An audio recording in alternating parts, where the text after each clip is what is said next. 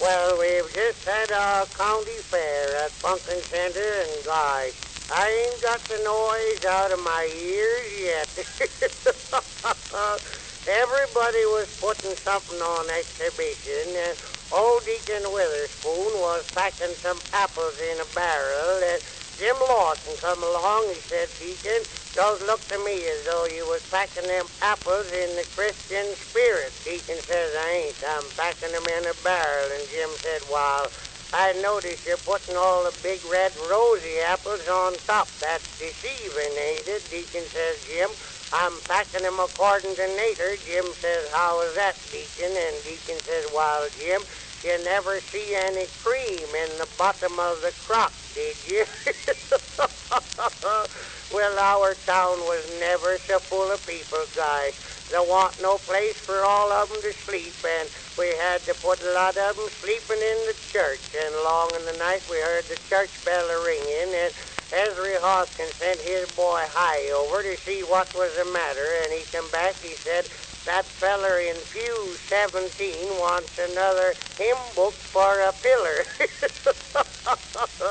Well, they had a lot of shows going on at the fair, and Nancy and I went into one of them, and Heise Frosby and his gal was there, and fella come out, he was a magician. He took a book, and they blindfolded him, and then they wrapped the towel around the book and a bread spread around it, and he stood up and read just what was in the book. And Hi's gal said, Hiram, let's get out of here. I got one of your love letters in my pocket, and the first thing we know, that darn fool will be reading of it.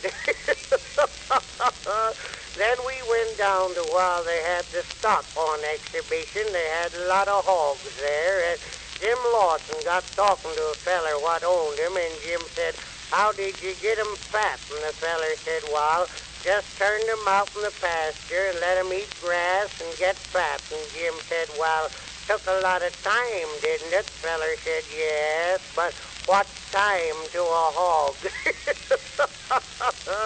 Well, sure, they had one hog. They called him a razorback. He could drink slop out of a jug, and the judge give him the first premium, and we asked him why he give that hog the first premium. He said on account of speed, and we asked him what speed had to do with a hog, and he said, well, over where he lived, if you had a hog that couldn't outrun the neighbors, you might just as well not have the hog.